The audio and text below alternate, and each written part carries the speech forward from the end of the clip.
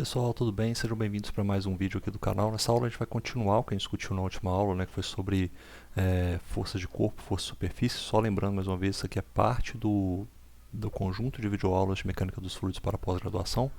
Para continuar nossa discussão, a gente falou sobre o que era força de corpo, força de superfície. A gente chegou nessa definição aí final para força de superfície, né? Só essa integral fechada dos componentes dos tensores do tensor de tensão, de tensor de tensões ao longo da área de superfície do volume de controle. Agora a gente vai colocar tudo junto, tá? Quando a gente coloca tudo junto numa equação só, o que vai ficar? Vai ficar isso aqui, ó, a nossa derivada temporal.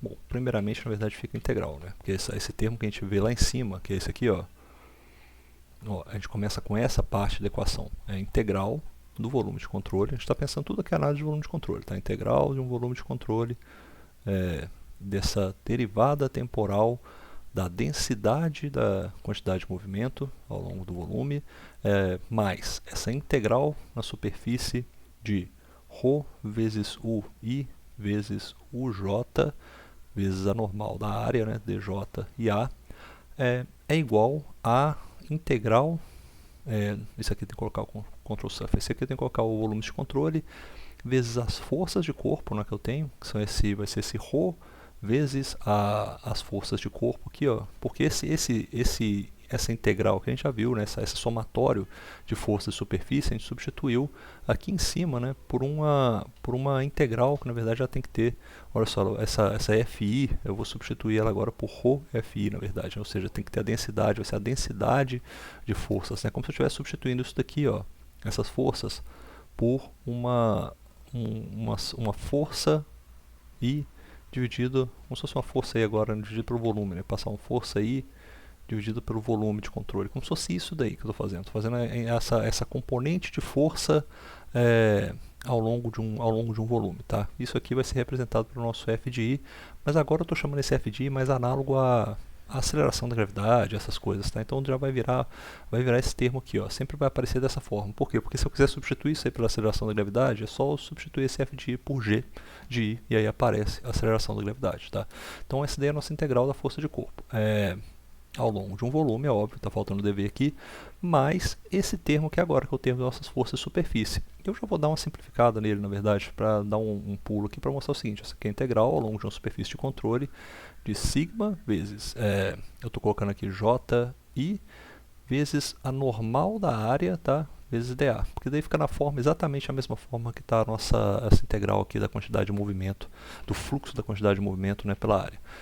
Essa forma ela não é ruim não, né? Tá boa, mas é porque ela tem uma coisinha que a gente poderia melhorar nela, na verdade, né? Porque, olha, todas as fórmulas que estão aparecendo aqui, vocês vão reparar, eu tenho duas aqui que estão integrais de volume, essa e essa, que são as forças de corpo, e a integral da variação temporal da minha densidade de quantidade de movimento, e as outras duas, essa daqui, ó, que é o fluxo de quantidade de movimento para a superfície, e as forças de superfície estão aparecendo integrais de superfície. Eu tenho como transformar integrais de superfície fechadas em integrais de volume. Como é que eu faço isso? Eu aplico, vamos colocar aqui, para quem não se lembra, aplicando o teorema do divergente. É só isso, é só aplicar o teorema do divergente. Eu vou aplicar justamente o teorema do divergente nesses dois aqui de cima. Então, nesses dois aqui, ó, nesse de superfície vai virar de volume, e esse aqui de superfície também vai virar cálculo de integral volumétrica. Então, vamos fazer isso daí. Olha, a primeira fórmula que a gente vai ter, vou manter essa primeira integral, né? A primeira integral é a integral no volume de controle da derivada temporal da densidade da quantidade de movimento ao longo do volume de controle. Mas, e como é que eu transformo isso daqui? Ó? Vocês se lembram como é que eu transformo isso daqui numa integral de volume? Olha, é muito simples, né? O teorema do divergente para a gente é o seguinte, se você tiver isso aqui, ó, a integral fechada na superfície de controle, pode ser na verdade em qualquer área, tá? Ela é independente. Isso aqui de uma certa propriedade multiplicada por U de J vezes D de AJ, tá dessa forma aí, ó. Você tem essa propriedade, ela é a mesma coisa, isso aqui, vamos supor que isso aqui tá pode ser qualquer propriedade, né? Porque pode ser um fluxo dessa propriedade.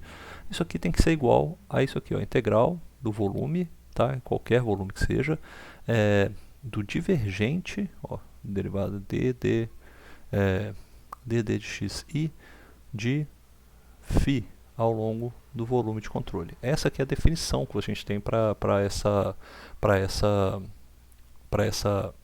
o teorema do divergente. Também é chamado de teorema de Gauss, outros nomes que aparecem para ele também. Mas se eu jogar então um pouquinho aqui para baixo, isso aqui vai um pouquinho para baixo só para ter espaço para a gente escrever ali. Através desse teorema do divergente, o que acontece se eu substituir esse fluxo de densidade de quantidade de movimento aqui agora, através da área, por um divergente? Vai virar isso aqui, ó. Vocês podem fazer aí, podem dar um pause no vídeo para vocês fazerem e depois acompanharem comigo. Vai ser o que? A integral do volume de controle da derivada, ó, dessa derivada que agora vai ser em função de... Espera aí, rapidão. A derivada agora vai ser em função de xj, já é porque ficou ruim aqui meu desenho, né? Vai ser del sobre del de xj, meu desenho não ficou tão legal. Isso aqui vai ter agora isso aqui, ó, ρ do u de i, u de j. Ou seja, agora ele engloba essas informações todas aí nele. Isso aqui vai estar com a derivada, com a integrada ao longo de um volume. Tá? Esse é o teorema do divergente. Mas isso aqui é igual a essa integral, que já era uma integral de volume, né? CV, que é igual a... esse CV que é igual a ρ fi dv, tá? Mais essa integral aqui, que era integral de superfície, tá vendo? Essa aqui, ó, era uma integral de superfície, e que agora vai virar uma integral de volume, certo? Então vai virar isso aqui, ó, integral ao longo de um volume de controle da derivada ao longo de x, e esse aqui vai ser o xj. Por que eu estou deixando o xj sempre aqui embaixo? Porque a gente se lembra, né, na hora que a gente faz esse uso da notação de Einstein, que se eu tenho índices repetidos, eles vão ser cancelados, né? Vai ficar só aquele índice que é independente. Então, quando eu coloco aqui em cima o sigma de i, j, eu sei que o j vai desaparecer. E o que vai ficar é só o i. Ou seja, aqui então eu fico com um índice livre, que é o i. Aqui eu tenho um índice livre, que é o i, porque o j some. Eu tenho também um índice livre nessa aqui, que é o i. E eu vou ficar com um índice livre nessa aqui, que é o i. Todo mundo está no mesmo índice livre. O j some, o j é dummy nesse caso. E eu escrevi uma bobagem ali, né, nessa minha resposta aqui nesse meu teorema do divergente. Eu percebi que eu estava falando besteira, é isso aqui só. E aí pode ser, sei lá, isso aqui pode ser um vetor, pode ser um tensor, você pode ter então um vetor aqui, isso aqui pode ser botar assim, né? Isso aqui pode ser um vetor, isso aqui pode ser um vetor também, pode ser qualquer coisa, na verdade. Isso aí não tem o teorema de Gauss, ele aplica para qualquer que seja a informação, tá? Você precisa só analisar. Você tem algo aí que você está integrando essa propriedade, fluindo através de uma superfície, né? Essa propriedade está passando através de uma superfície, e aí você vai pegar o divergente dela ao longo do volume, e é a mesma coisa, tem que dar essa igualdade. Ou seja, no caso esse φ aqui, ó, vocês podem ver que ele substitui esse ρ, o i, o j, ou seja, sumiu a minha integral de área e vai ficar o divergente dessa propriedade ρ, o i, o j ao longo do volume. A mesma coisa aconteceu com isso aqui, ó.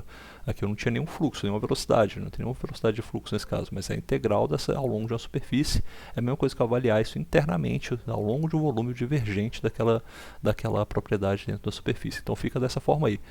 Qual que é a grande vantagem de eu estar com essa fórmula agora? Qual que é a grande jogada de arte que eu tenho? Todo mundo virou uma integral de volume, né? Então eu posso simplificar isso aqui para essa formulação aqui no final.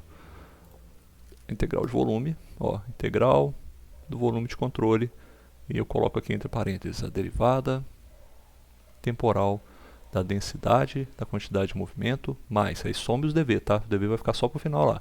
Vai ficar a derivada...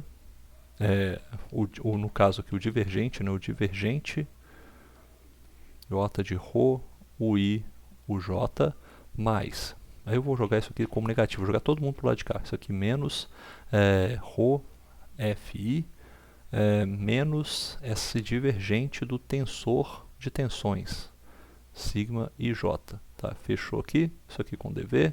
Isso aqui vai dar igual a zero, que é o que sobrou, né? Não tem mais nada do outro lado. Ou seja, ficou esse integrando aqui agora, é o que estava representado lá em cima. Eu só joguei todo mundo para o lado de cá da equação. E aí integrei ao longo de um volume de controle. Todo mundo está no mesmo volume de controle, então é a mesma coisa. Então eu posso integrar esse volume de controle. A integral disso aí vai ter que dar igual a zero. Aí tem uma regra geral, né? Que é essa aqui, ó. Se o integrando de algo é igual a zero, é a mesma coisa, quer dizer que você pode falar que o seu integrando é igual a zero. Então, a integral de algo ao longo de um volume de controle é igual a zero, quer dizer que seu integrando é igual a zero. Implica, né? Implica que o seu integrando é igual a zero. E daí surge a formulação diferencial que a gente usa, né? A formulação diferencial da equação, de um formato que está chegando já quase na formulação da equação de Navier-Stokes. Então isso aqui por enquanto é só a conservação da quantidade de movimento que a gente vai chamar, tá? Isso aqui é o d sobre dt de ρ ui mais o divergente de ρ ui. Eu gosto de colocar às vezes assim, tá? Só para simplificar, que é uma coisa, esse ρ ui é a nossa propriedade que a gente está conservando nesse caso, né? E menos, isso aqui é igual a ρ fi mais esse divergente del xj do tensor de tensões, tá? E como ele é simétrico, pode ser JI e J, não faz a menor diferença. Até é legal que algumas pessoas colocam assim, ó, porque realmente fica mais fácil você entender que esse índice inicial, que ele é um índice que vai sumir. Aí você sabe que vai ser um índice livre, vai ser o I. Isso daqui, então, é a fórmula que a gente tem. Eu vou colocar isso aqui para vocês, ó. Essa daqui é a fórmula mais geral que nós temos da equação da quantidade de movimento, tá? Aqui eu vou colocar aqui embaixo, então, para a gente marcar. Fórmula mais geral da equação de conservação da quantidade, deixa eu voltar aqui, quantidade de movimento. Essa é a forma mais geral que existe para ela. Se você tiver como resolver, se tiver as tensões na superfície, você tendo os campos de velocidade, isso aí é a equação que você vai resolver mesmo, não tem problema. A grande dificuldade dela reside em como que a gente modela esse tensor de tensões. Tá? Isso daí que é a grande coisa que entra na Navier-Stokes, aí que a gente fala, você considera que seu fluido é stokesiano, e depois você considera que seu fluido agora é newtoniano, a gente vai falar disso nas próximas aulas também. E isso daqui tem uma consideração muito importante. Essa daqui, ó, é a forma conservativa da equação da quantidade de movimento. Isso daí eu ainda não falei o que é, e eu quero separar isso para a próxima aula. A gente vai falar na próxima aula o que é uma forma conservativa e o que é uma forma não conservativa. A gente vai ver que elas são iguais em essência, a física não é diferente de uma para outra, mas ela tem uma diferença mais numérica, e eu vou mostrar um códigozinho para vocês que a gente resolve e que pode mostrar exatamente qual que é a grande diferença de você resolver um problema numericamente da forma conservativa ou não conservativa, tá? Principalmente isso acontece quando você tem choques, você tem interfaces muito agudas entre uma propriedade, entre um ponto e outro. Geralmente gera problemas se você resolve na forma não conservativa. Mas para não ficar falando muita bobeira, a gente vai ver isso na próxima aula, forma conservativa e forma não conservativa, beleza? Um abraço, mas fiquem com essa aqui, ó. Essa é a forma conservativa da equação da quantidade de movimento. Um abraço.